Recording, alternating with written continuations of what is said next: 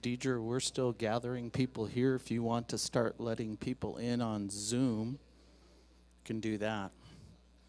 So this afternoon, folks, we're broadcasting this program across the state of South Dakota also. We have people who will be joining on Zoom. It's a collaboration with the South Dakota State Historical Society. And so we get a little bit of everything. We get the technology of 2022 and a good old-fashioned great presentation today. So thank you all for your patience. I see many familiar faces. My name's Troy Kilpatrick. I'm the executive director here at the Journey Museum and Learning Center, and it's been quite a week. I have booklets. I encourage everybody to make sure they're limited to a degree that, you know, they're not going to be around forever. So grab booklets, stickers, things to remember what we've done here this week and how we will always remember in our community the events of 1972. Would everybody give Mr. Darrell Shoemaker a big round of applause from the city of Rapid City?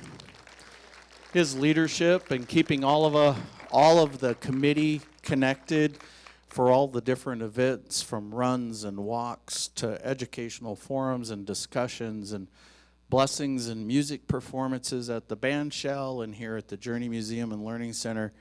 I think we did about everything over the last few days, and we've reached the final moments of the 2022 commemoration activities.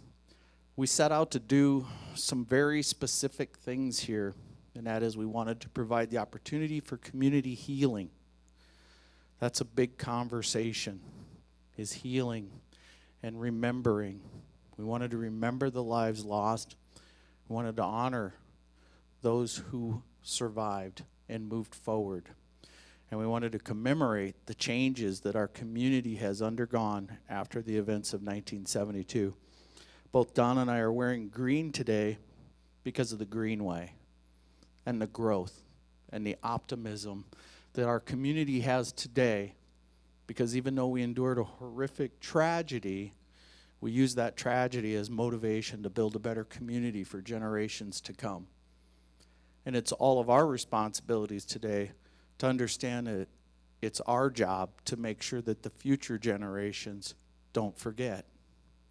And they keep building, and they keep remembering, and they keep honoring, and they keep commemorating and growing a better community. So join me in making sure all of that happens, okay? You're doing that by being here today. So here we are. I purposely did this today. I have two very, very important people as part of today's program. 2020 and 2021 were hugely challenging years for everyone. And somewhere in the midst of 2020, Don and I were doing a Zoom Leadership South Dakota class. He was in Colorado, I was in Arizona. Nobody was in the offices. The class was strewn across the state of South Dakota. And we talked about the idea of we always had to remember, and I was sort of feeling sorry for myself because I didn't know what the future of the museum was going to be. We were closed 100 plus days. We were only open 159 days. And I said to myself, you know, the right thing is we've got to get to 2022. We've got to find a way. And so we use that as motivation. And I want you guys to warmly embrace Sarah Carlson. She's the State of South Dakota's arts coordinator. Sarah is a close confidant of mine, someone that I talk to and have shared many, many things with. And I'm fortunate to have her as a voice there. She sees connections in arts and culture that I don't always see, and I appreciate the fact that she does that. And she also is just a hugely talented person. It seems appropriate to me to make sure that I get to call Sarah out and Don out for giving me motivation to get here to 2022, because we can do what we believe we can do, right? Okay.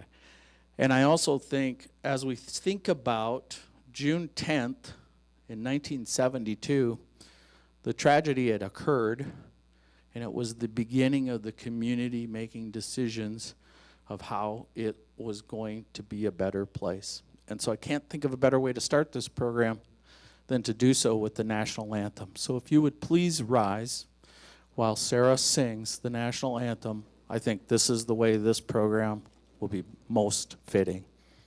Miss Sarah Carlson.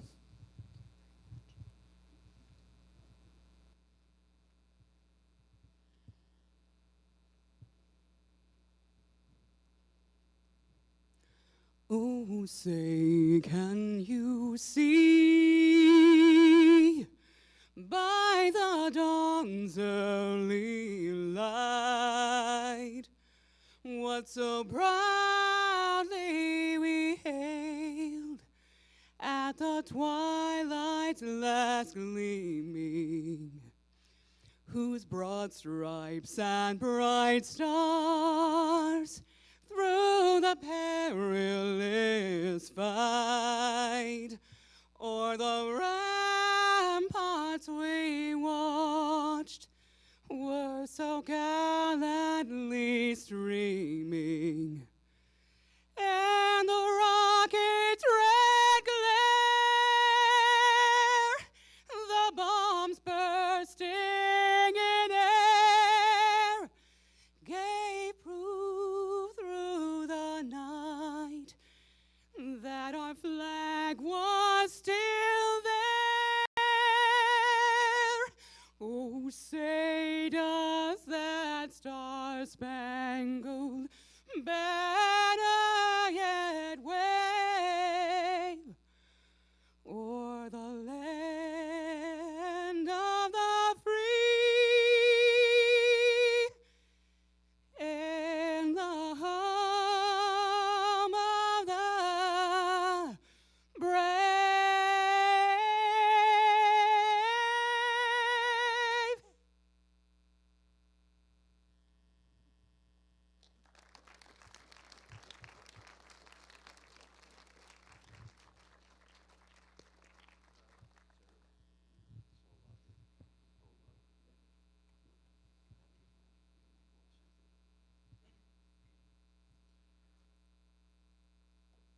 So again, I want to thank the South Dakota State Historical Society, because I think they approached Don with the idea of doing a program of what was it like after June 9th, the next day. And so that was the reasons behind the logic of this program. I haven't really worked out an appropriate way to introduce Mayor Barnett. He's been a wonderful mentor of mine. He's such a great leader, charismatic. I guess what stands out in my mind is that he was 29 years young when this event occurred. And I think of what I was like when I was 29. I think of what I'm like today. And I just can't imagine how together this guy was to be able to go through everything that occurs to him over the course of the next 4 years. Don and I have had the opportunity to have many, many cups of coffee together. And I said, you may not have had a 30-year political career, but you had at least that much experience in 4 years of mayor that not many other people can say what he's accomplished. I am just so grateful for Don, your partnership, your relationship with the Journey Museum, and for your continuous service to our community, coming back here, being a part of helping us remember, honor, and commemorate what happened in 1972. So please, everybody, just give us your warmest welcome, Mayor Don Barnett.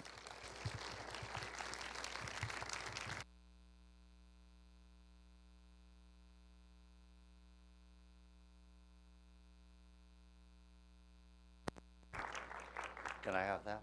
You got your microphone. Oh, okay.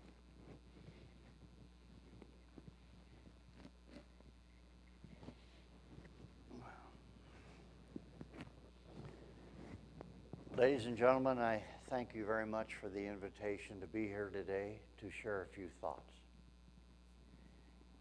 We'll try not to be redundant. We'll try to hit the high points and the multitude of low points. At 4:30 in the morning on June 10th, 1972, I was parked and sitting in a fire truck while the rain was still coming down in ungodly quantities. And I had not talked to Fire Chief Ken Johnson for the entire night. He was so busy. And I asked the fireman who had just delivered about a dozen injured people to the emergency room at St. John's if I could use his radio and contact the chief. And he said, sure, but I got to help these 12 people into the hospital. So I knew how to use the radio. And I said, this is the mayor. I said, Chief Johnson, are you there? And he said, yes, sir, how can I help you? And I told him where I was, and I said, what's the condition of your men? An officer is responsible for two things: the mission of the moment and the welfare of his men. The mission of the moment and the welfare of his men. And he said, Mr. Mayor, this is the message I have prayed that I would never be forced to report to you about. He said, I'm 99% certain that we've lost 3 firemen. From that moment on, my life had changed. So Ken went about his duties professionally, as did the police department, as did 800 National Guardsmen, as did hundreds and dozens of volunteers from Ellsworth and other first responders. And we faced the dawn of day one in the worst disaster in the history of South Dakota. I was asked this morning, what was on your mind at dawn? And I said, sorrow was on my mind. I went to Vietnam and served my country for 1.5 years. I commanded 280 men, and I brought everyone home. I didn't pull that off as mayor of Rapid City. And it began to gnaw on me about this massive responsibility that somebody had to be a strong and firm and well-motivated mayor and exercise what leadership he could with the 10 most wonderful men and women in Rapid City on the Chamber of Commerce. And we just bit into that morning and started our recovery. The pervasive attitude that morning, ladies and gentlemen, was sadness. And that was followed by uncertainty. Uncle Charlie could not be found. They called the sheriff's office. They got the phone lines corrected. And before long, Dolores Gear, a very strong and brilliant council lady from Ward 1, was appointed to manage the missing list. By Sunday evening, we had 4,000 names on the missing list. But at 11 o'clock that morning, Earl Sutton, the director of instruction at National College of Business, walked into the courthouse. I happened to be there just for a moment, and he walked over to Mrs. Gear and said, I got a better idea. I think we can computerize the missing list. And I knew very little about computers. I wasn't sure if the word started with K or C, but we did. And within an hour, these names, where the list was expanding so fast, was computerized, and we were trying to eliminate the uncertainty of so many hundreds and eventually thousands of names on the missing list. My first stop at the dawn was with my lights on. There was a heavy, terribly intense fog over the city, fog over the creek, and fog over the Black Hills. And that stayed there in some fashion until about 10 o'clock in the morning. And I called it the cloud of death.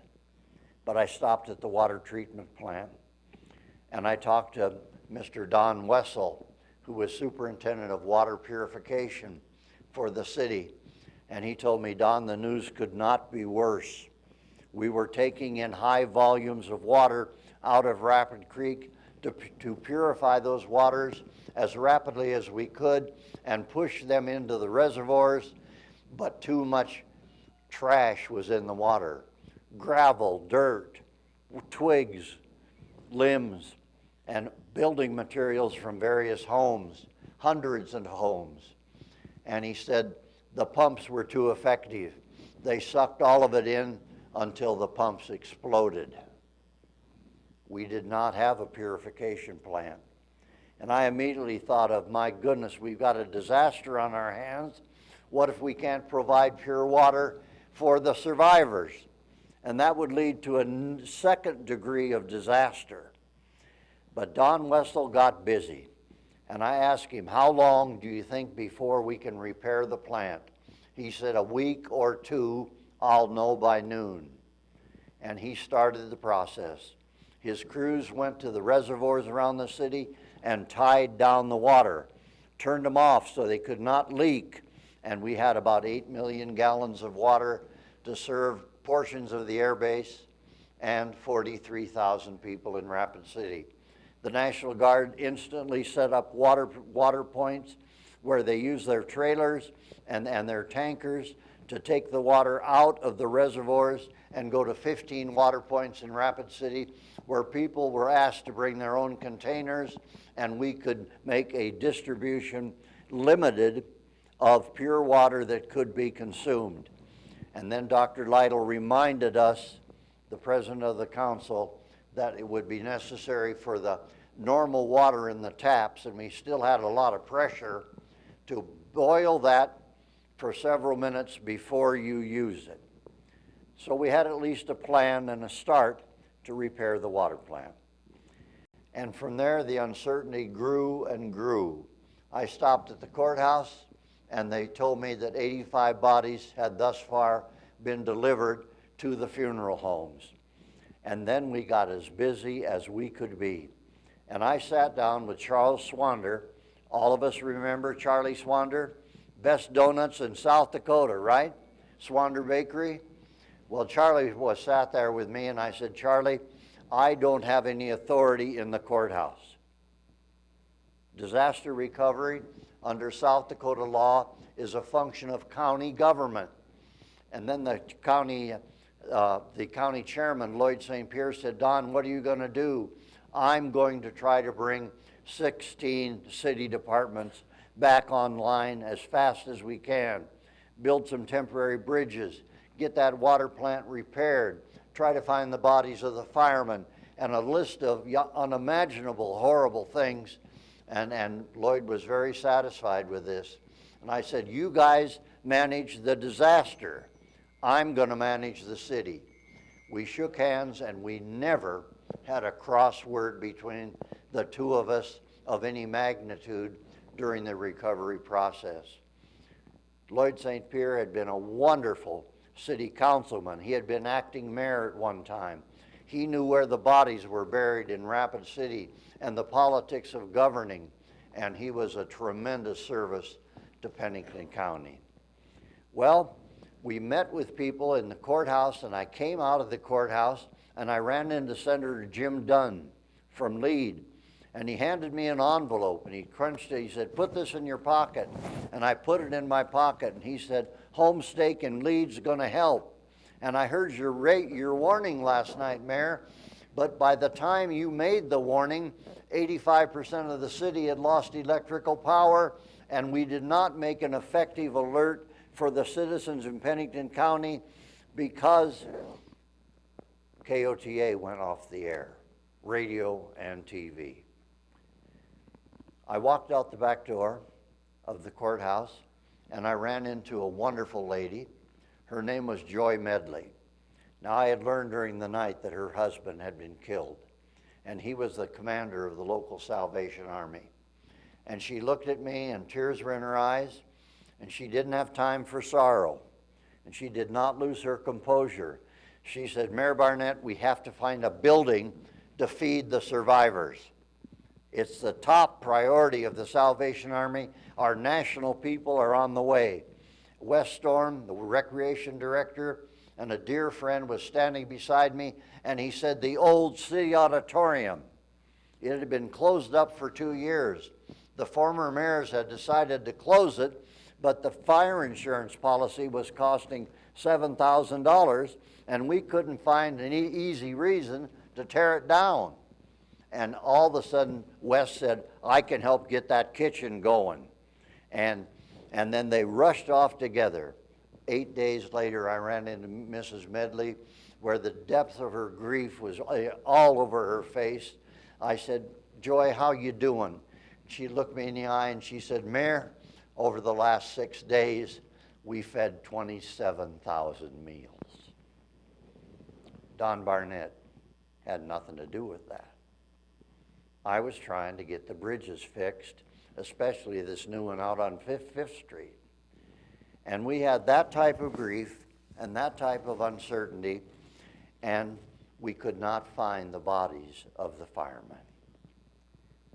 So we had a division of responsibility. The county would address the disaster.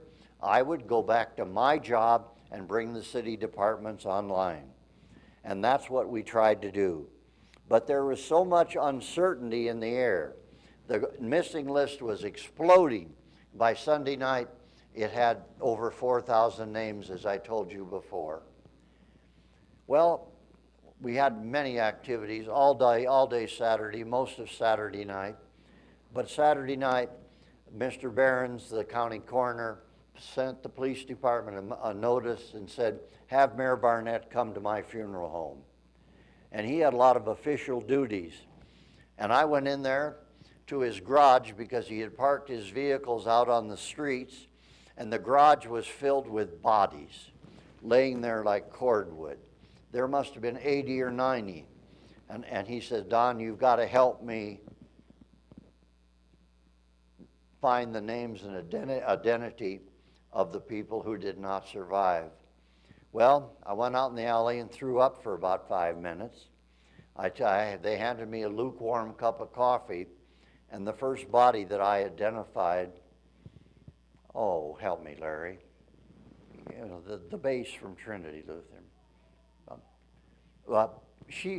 Her wife came and did the 25th anniversary. What? Yeah, Lowell Dieter. And he was a math professor at the School of Mines. I do have a blank now and then. My friend Shirley says it's quite often. But nevertheless, I looked and I saw Lowell, but there was a piece of paper in his pocket.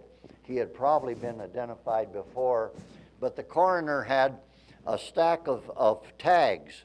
You saw those little tags that were white, and they had a little circle in the end of them with wire on it. And he said, okay, Don, I need his name. I said, Lowell Dieter. He went to Wartburg College in Iowa. His wife is Millie. And I went through him because I'd known him since junior high school, because we sang in the bass section of the Trinity Lutheran Church choir. And we had been friends for years. And I looked at his tattered and torn body. And then Mr. Behrens finished his duty, and he had me hold the tags, and he put the wire out, and he lifted up the foot, the right foot, and he put the tag on Lowell Dieter's big toe. We did that 238 times. And I was 29.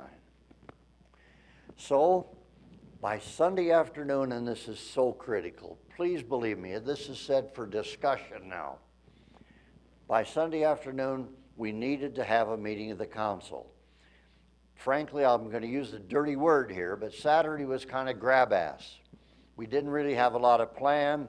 We tried to solve the short-term problems that were so gigantic in sight and in view, but we got the council together about 4:30 on Sunday afternoon after the Friday night flood. But the press were not there yet, and you can't call a public meeting to order in South Dakota without the reporters being there. Everything you do will be invalid. So we waited to start the meeting, but there was a federal official there from FEMA, or what became FEMA, and he said, ladies and gentlemen, I need authority from you almost instantly to permit FEMA to go in and repair each of the mobile home parks that were previously located right on Rapid Creek at 4 o'clock in the afternoon on the previous Friday. We want to repair those mobile homes, then we want to get the pads operational, then we're going to buy 1,000 brand new mobile homes. They'll be stored at the air base, and then they'll tow them into town and set them down, and that will be temporary housing for the people who survived. And he made that very clear. We're going to go back and repair the mobile homes where they were at 5 o'clock on Friday afternoon. And all of a sudden, Leonard Swanson, the Public Works Director, a great hero in the long and glorious history of city government in Rapid City, he said, no, we should never sentence the survivors to one more night on the suicidal floodplain. And it got very quiet in that room. And Dr. Larry Lytle, the president of the council and deputy mayor, he said, I agree with Swanee. I move that we deny FEMA the right to repair the mobile homes where they were located Friday afternoon. Al Wilson, a mid-level manager at the telephone company from Ward 2, said, I am proud to second the motion that Dr. Lytle has made. We discussed it for 3 minutes and voted, and all 10 of the council voted in support of that motion. Ladies and gentlemen, we had the makings of a plan. If we don't let the mobile homes be the mobile home sites be repaired, maybe nobody should go back and live by the creek. And there was a sense then for just a moment of the potential for a little bit of optimism in the middle of this tragedy. Well, I could tell you horror stories all night long, but we acted cohesively. And I want to take a moment before your questions, as throughout all of the process, to praise the wisdom and the brilliance of the city council. We simply refused to fight. We sat down with an agenda. We would hammer out a policy. It might take an hour until we got everybody on the council in agreement with that policy, and then we voted on that policy, and then I told the clerk to put my name in the minutes of the meeting in support of the council's position, and we had a policy. And what we did not have, please listen, we did not have a pouting minority on the council. You know what a pouting minority is. The people on the council that didn't like the policy, they go to the newspaper the next day and badmouth the other 8 councilmen. That never happened in our recovery. The council were adults. What's the most important body part in a conversation? Your ears. And we learned, and sometimes the county commission joined our meetings, and we had leadership groups that were helping and being formed, and we started our recovery the following Monday morning. And then we had a program to find out who was missing and who was dead. That was supervised absolutely by Lloyd St. Pierre and the county commission. Well, let's have some questions, because I think that could be the best part of our program this afternoon. But I'm here to tell you that it was not Don Barnett who led Rapid City out of the disaster. It was the wonderful city council, the strong county commission, the clergy in Rapid City who provided so much contentment and assistance for the victims of the suffering and death. Let's have some questions.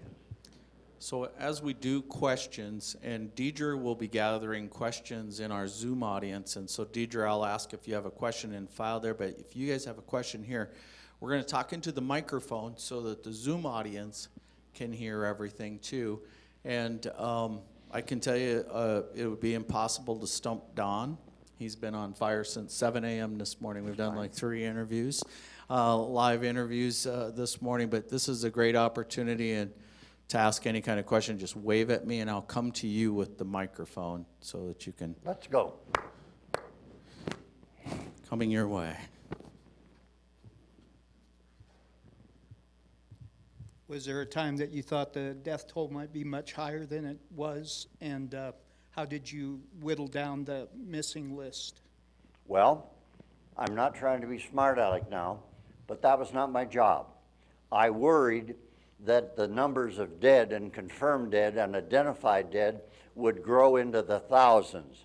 I had been in a mobile home park with 11 airmen and about 8 firemen and a couple policemen and about 30 National Guardsmen the night before, and the mobile homes are being knocked all off their foundation.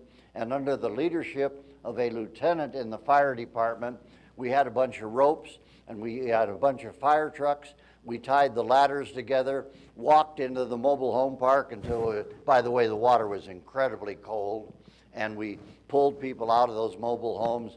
And those airmen that I worked with that night, they saved dozens of lives. We had no idea what the magnitude would be. After 4 or 5 days, Swanee looked me in the eye one morning and he said, "Don, I don't think the death toll will exceed 500. But we were sure it would be at close to 500, and over the weeks and months that followed, we topped that out, 230 killed in Rapid City and 8 killed in Keystone. So that was smaller than we anticipated and worried about.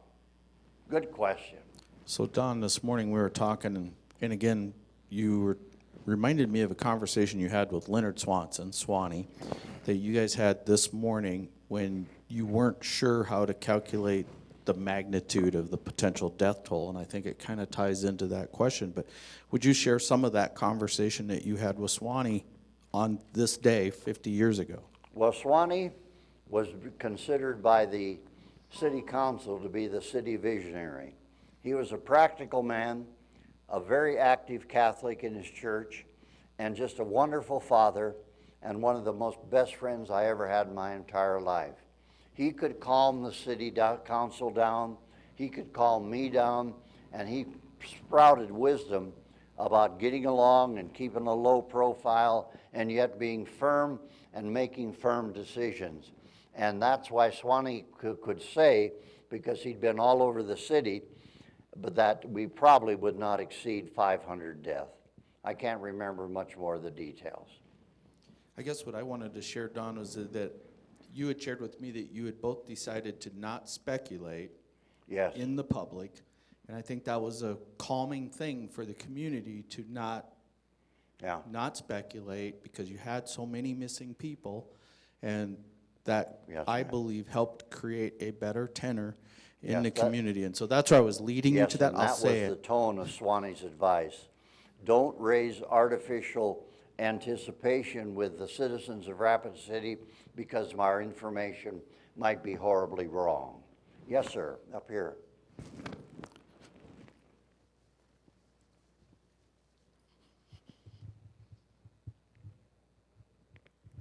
So one of the things I recall very vividly was a week later, we had another horrendous storm. And how did the council approach policies to be able to keep the community calm, because we were already recovering? But that storm came and the rumors were flying rampant about Pactola. Well, that's when the mayor made a serious blunder. About 4 o'clock on Saturday afternoon, about the 8th day, you might call it, the Weather Bureau called me and said the clouds over Rapid City and the Black Hills and those drainage corridors and mountain valleys were identical to the week before. And I really exploded. I said, now, you guys at the Weather Bureau can't be calling me every time a cloud flies over the airport. And then they said, Mr. Barnett, you have to listen closely. We're giving you our professional judgment. This could be a second disaster. Well, the police chief and fire chief were in my office, and I said, all right, I'll put out the warning. And we'd been on a speakerphone, and Ken Johnson, the fire chief, just turned pale. And Ron Messer, the police chief, said, holy cow, a second disaster. I said, call in all 3 shifts, get the warnings out, send the vehicles with sirens into the neighborhoods by Rapid Creek and every drainage area, and tell people to go to the highest possible point. And then I took off in my car from City Hall, and I went to KOTA. And when I got there, my heart was going pitter, patter, sort of like the way when I see Shirley. But Nicely all done. of a sudden, I ran up the stairs to KOTA. Oh, mistake, Mr. Mayor. When I got to the top, you remember KOTA had the 2nd story in the Duhamel building? I got to the top up there, and I'm, sort of like Secretariat crossing the line. And I'm out of gas and I'm out of air. and Rob DeWall was standing there, and I walked around the lobby and I got my, as we say in the Army, shit together, and then I started to make the announcement. And then I calmed down and I told people in the various neighborhoods where to go. I told them the warning was official. It had been verified and confirmed by the Weather Bureau. And I finished up real good, and Rob DeWall was putting his fist in the air, way to go, way to go. And then I caught my breath and I said, ladies and gentlemen, this is Don Barnett. I'm the mayor of Rapid City, and I am today enforcing martial law in Rapid City. And my God, Rob DeWall looked at me. And I said, you do what you're told to do. The policemen and the firemen are in charge of this, and I want everybody on the top of every hill we can find in the city and get as far away from Rapid Creek as you can. Well, Rob went like that, and meant shut up, it's over. And they put that broadcast out, and everybody had their radio on. And I had declared martial law in Rapid City, South Dakota. And I went out to check at Stevens High School. You couldn't find a parking place. I then went to West Junior High, up there on the hill. All the church parking lots and everything was closed, and they had the biggest traffic jam at West Junior High they'd ever had. People listened and did what they were told to do. And as I was up at West Junior High, I looked over Dinosaur Park, and guess what was above the dinosaurs? Blue sky. And so I said, oh boy.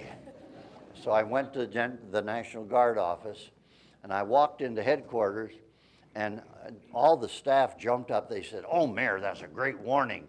I'll bet the people are climbing the walls and going to the top of every hill in town. I said, yes, they are.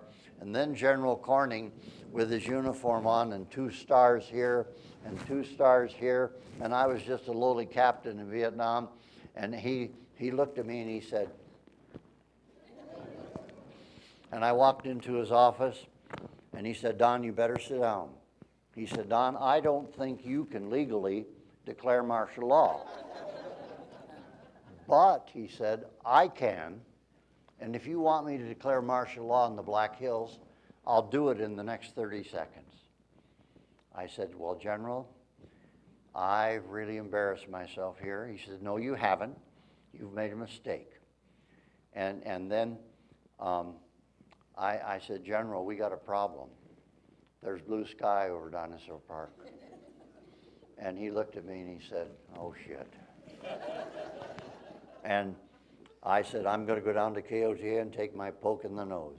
I drove down to KOTA, walked up the stairs, had a full lung of air and oxygen, and I apologized live over KOTA and said, your mayor was out of line, the clouds are going away, the rain is stopping, but we did have 2 more fatalities that night in Robbinsdale when that dead end was blocked and a couple of kids were joyriding in a van, and the van tipped over and they drowned.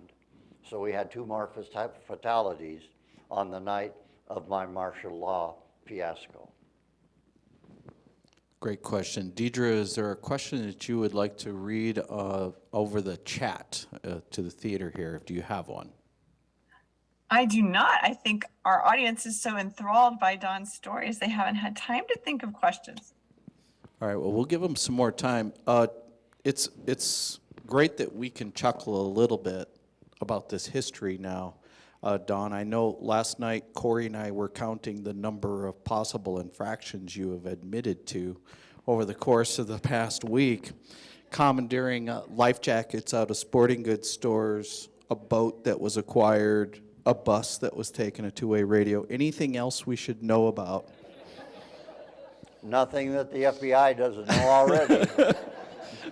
They're all perfectly defendable actions given the circumstances, but Don's been confessing everything this week. I'm coming to you.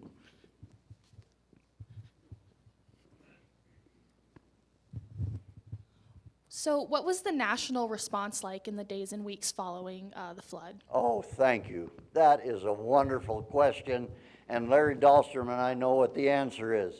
America is a wonderful country, and they emptied their pockets sending donations to Rapid City. I have to tell you the story about the first 10,000. I had that envelope from a homestake mine in my pocket, and I'd been in the creek, and I was wet, and I was stinking, and I had just identified 16 bodies for Mr. Barron's, and I went home. And Joanne was with me, and walked in our house. Her mother had picked up the girls and safely arrived in Belle-Fourche, and Joanne had been at the soup kitchen all day long with the Salvation Army, and I started to take off my stinking clothes. And I took my pants off, and I pulled the pockets out, and there was this globbed up piece of paper. And Joanne said, "What's that?" And so she said, "I'll get my hair dryer, and you take a shower." No, she said, "You take 2 showers." And so the long and short of it is, I went in and cleaned the mud out from under my toenails. You know what I'm talking about.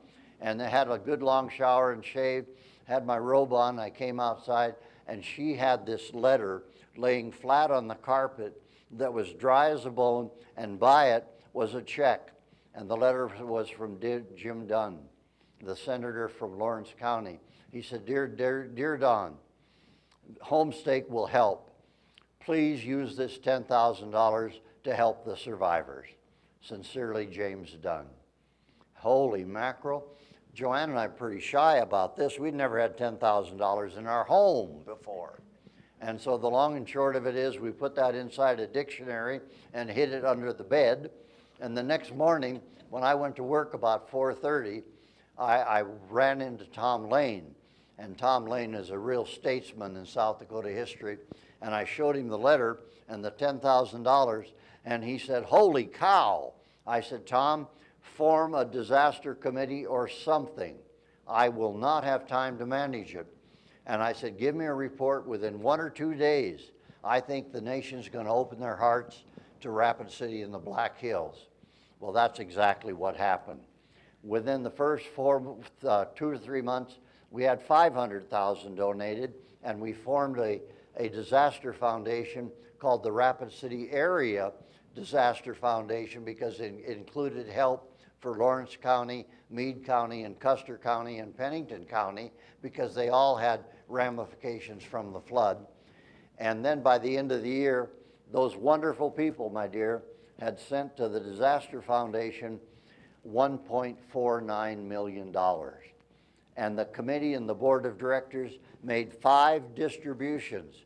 People came in and proved that they were a flood victim. We put that all on computers, and we had a real dignified and predictable way to evaluate the needs for this family. And by Christmas Eve, we had distributed 105% of the money to the survivors of the flood. And we were earning 5% on the money in John Bukorovich's bank. Now, Larry Dahlstrom and the churches began to feel the pain from their congregants. And it was getting more and more serious, more and more bodies missing, and more bodies founded. And Larry and the religious leadership of our city formed a group without my permission, they didn't need it, called Church Disaster Response. Larry, give us 30 seconds about it, please. Well, it was Father Bill O'Connell and myself who pulled it together, talked to the other clergy in town, and we realized that we needed to have something through which the churches could respond to the disaster. And so we put together, and we had very quickly cooperation from many churches in the community, and church response still continues today as not church disaster response, but church response. And it was a way in which the churches could also be involved in this recovery process. Thank you. Folks, there's one more thing I want to tell you.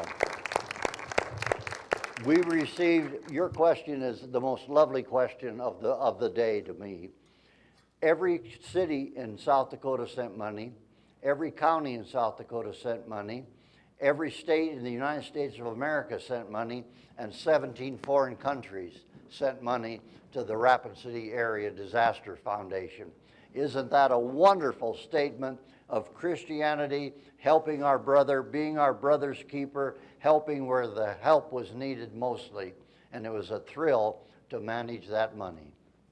Go ahead. Let me just add that I was not here the night of the flood because I had left that morning for Fort Leonard Wood, Missouri for my 2 weeks of training with the Army Reserve in an 84th Division from Wisconsin. As soon as I got word on Saturday morning of the event, I was quickly flown by Army plane to St. Louis. I got off the plane and went in and bought a ticket. Back in those days, you could do it fast. Got back on a plane, and I was here on Saturday night. Spent the week here with my unit giving me credit to be back here. And Connie and I went the second week back to Fort Leonard Wood, where the 84th was finishing their, this is a Wisconsin division. I reported to the general as to what happened here and what I did during that week. And he had, at all the pay tables, back then they paid in cash, he had a basket for the flood relief. And I brought back a few $1,000s, I can't remember how much, from the 84th Division of Wisconsin. God shared bless it. America. Isn't that the truth? Let's move along now and take questions, and I'll try to give short answers. Here we go. Deidre, do you have a question out there in Zoom world? I have to ask since I can't see it. No questions in Zoom world because right. the audience in front of you has the most wonderful questions. They're covering such good topics. All right. I've got current city councilman Richie Nordstrom waving his hand. Wonder what could come from this? Mayor Barnett, thank you very much for coming back to Rapid City for this commemoration. My question has to do with your wife, Joanne. Do you have any additional stories that you would like to share with us about what I consider your strongest supporter is your wife, Joanne? Well, all of us know that Joanne was 7 steps above wonderful, and we had a wonderful marriage, and I married my family. The little girls were 5 and 6 at the time, and they provided me with a lifetime of love and affection. Joanne had the ability to hold my hand, and her energy seemed to stiffen my spine in the concentration of a single purpose direction for the recovery. We cried ourselves to sleep many nights, and we knew the magnitude of this disaster on us personally, and life was never the same for us again. But Joanne was my rock of Gibraltar. She was as lovely as a picture card, and I loved her deeply. 12 years ago, she developed a bacterial infection on her aorta and died 18 days later, and several hundred people in Rapid City attended the funeral to honor Joanne.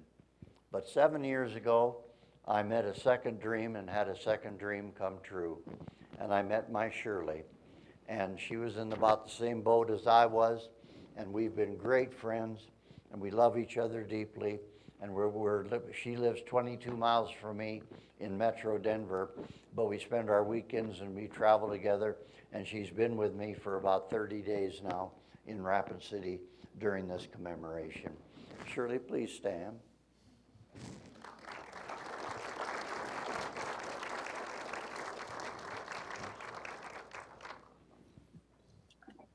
I do have a question now, Troy. There's some. No, I don't think that is a hand. No, she's. Matt, you were waving at me. We have a Zoom? Yes, we have a Zoom question. Okay. What did you do for the survivors who were homeless? And what about those who were listed as missing were they all found? Let's take the first. Most of the people who had lost everything and only had the shirt on their back, the Disaster Foundation on the second week made a distribution of money, and we called it walking around money, so people could buy some fresh underwear, a toothbrush, because most of these people had nothing. They owned part of a vacant lot, maybe a few bricks in the foundation, maybe half of their driveway was still there. The rest of it was gone, and it was kindling out at the landfill by that time. So it was just, but they would find Uncle Harry who lived in Whitewood, and they'd live up there with him and commute to their jobs in Rapid City. The air base took in several several hundred families, and they had some temporary housing there. And we sort of played this game of trying to be as sympathetic as we could. And then as we leased the big plots of land, we built those mobile home parks as fast as we could.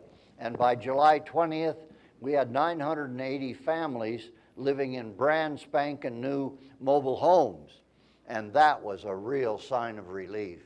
They had their privacy. They had a few clothes that the Salvation Army had raised from thousands of people who were donating everything of value to help these survivors pick up sticks and build a brand new life. So that's how those things settled out into a plan without overlapping, duplication, and delay. We didn't have a quagmire of confusion, because I talked to Lloyd St. Pierre every day, and he talked to me, and we remained flattering to each other, and we tried to convince the survivors and the city that there was a tomorrow, and we would be able to demonstrate positive policies that would help South Dakota and all of Rapid City and the Black Hills survive. I've got a The second question part here of that for you, Don, question- in the audience.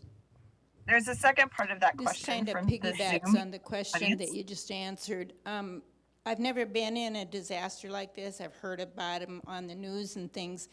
But I'm wondering, why were there so many people on the missing list? Why did they not contact somebody to let them know that they were still alive?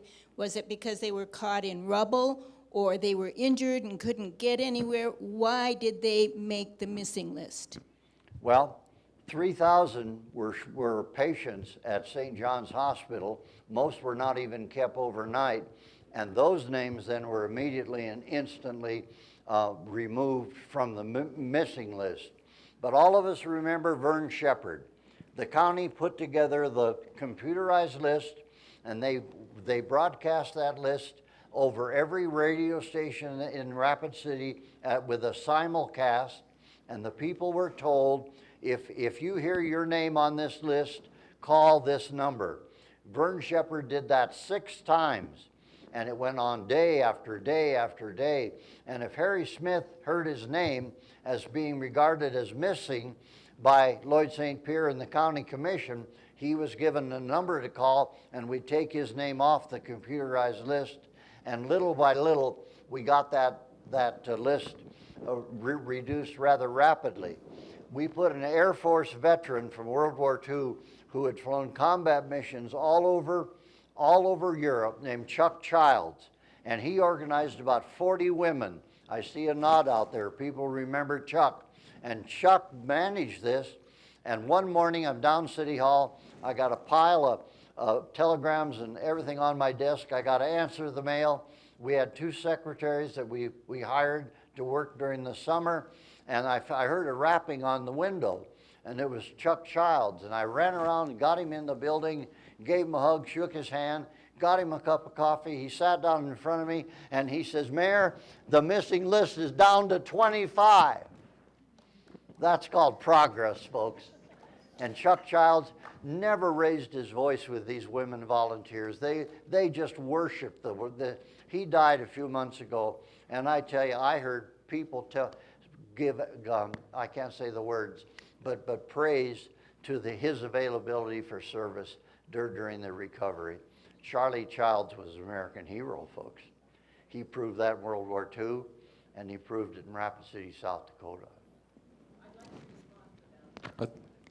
I'd like to add just a little bit to the conversation of 1972. Yeah, let me add something and I will come to you. We forget today, 97% of us own this device. 93% of the community had no power in 1972. There were phone lines, and I listened to a panel discussion yesterday where we had media guys talking about how it would take a half hour for a phone call to go through. So the simple matter of being unmissing was not easy. I know there are members of our board who lived in town who were missing because Their parents were out of town and their parents couldn't reach them on a phone line. So that's how you got on the missing list. Okay, so take yourself back in time. Oh, I'm sorry for taking your thunder, but I usually when we do these presentations, I say, everybody take your phone out of your pocket and throw it away, because we're going to have a disaster and you're not going to be able to talk to anybody. I'm going to come around the corner here. This isn't a question for the mayor, I'm sorry, but I was just curious if there was anybody here today who was here in the flood. I see a lot of people here, you betcha. Got to know the people pretty well, I'll tell you.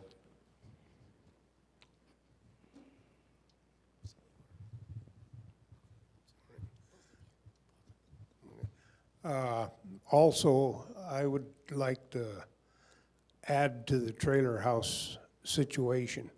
At that time, there was 4 or 5 big apartment complexes built, like Haynesway Apartments, Knollwood Apartments. There's another one up there by Knollwood, Driftwood, which was down by Elm and Minnesota Street, and they are still be using today. And them things went up overnight. I didn't figure they would last 5 years, and they've lasted 50. So that was another thing that Don did, is he started trying to provide something besides the trailer houses. I tell you, private enterprise was amazing, folks. Within 10 days, the best developers in town were given authority by the council, not me, to expedite zoning and building permit approval. And we had public hearings about this and rushed it and got them under construction within 30 days. And we had brand new houses coming on the market in the fall of 1972. All government did is make sure they platted the property and zoned it correctly, and our utility companies, our utility divisions could serve those areas with water and sewer. And the utilities got together, hired additional people, brought in crews from out of state, and we built several new subdivisions during the first 5 years after the flood. The minute these homes were ready, we then had a windfall from heaven. The federal Congress passed the Disaster Recovery Act of 1972, and the people could use 1% loans on a 30-year term, and they could combine their old mortgage and their new mortgage, and then that payment would be manageable. And I would meet these people on the street, and they would say, Mayor, we can use these programs. It won't be necessary for us to go into bankruptcy. Ladies and gentlemen, that's called intergovernmental cooperation. I didn't invent that, but boy, I went to Congress to testify for it, and I worked personally with Mr. Nixon one time, and it was a thrill. And his wife came out here to visit. When she went home, she became Rapid City's advocate in the White House, and she got the old tricker by the nape of the neck and brought him around to help South Dakota. And that was a very kind thing for her to do. She was a wonderful lady. So Deidre, I'm going to do one question here, and if you've got one, oh, he answered your question in advance. Okay, well, Deidre, you were going to get a warning. I could take one question here, and then Zoom audience question after that. I do have a gentleman who wants to say something, so work your Zoom crowd over. Mine's real simple. I just wondered when they decided to move all the buildings away from and build them away from the river creek. Well, that happened over a 5-year program. By September, Vice President Agnew came to Rapid City and announced that the feds would provide us with a $48 million urban renewal program, and then we used that to buy the land in a post-flood value. There's not pennies from heaven here where they got paid for the house in its pre-flood condition, but then they could use these 30-year terms, 1% loans, and little by little, we closed on about 2,000 properties, and we got people moved into the new housing that private enterprise had provided. And then the county commission formed the Pennington County Housing Authority, and they developed 468 low-income housing opportunities for rentals in Rapid City, and a lot of the flood victims were pre-qualified to move in to those housing projects, and that was at rents that they could afford to pay. So the whole thing about the survival of Rapid City was intergovernmental cooperation. We scratched each other's back. We learned from each other, and then we plugged the holes of sadness and despair, and little by our bootstraps, we crawled out of that quagmire of mud and death and despair and sadness. It was an honor for me to be mayor of Rapid City, I'll tell you. Deidre, do you have a question in the Zoom audience? I think it's a really good wrap up, actually, following on what Don just said. How long did it take the city to get back to some kind of new normal? Well, 50 years. And I mean it. I mean it. I served only one more term, and then I did not seek a third term.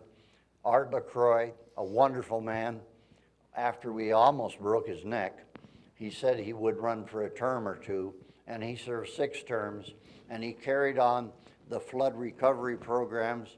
Every mayor since then has fought to protect the floodplain and not let apartment houses and shopping centers be built down near the Rapid Creek drainage area.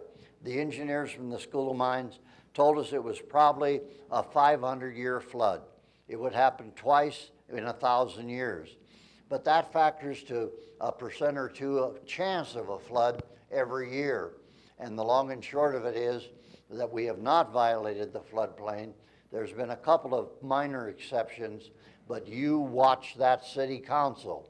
If somebody wants to come in and put a 75-unit apartment house on the floodplain, don't let the council vote yes. We have to keep that avenue for safety for future generations. What did Leonard Swanson? Thank you, folks. What did Leonard Swanson say on that Sunday night? We cannot sentence the survivors to one more night on the suicidal floodplain, and I hope the mayors of tomorrow and the councilmen of tomorrow live by that axiom.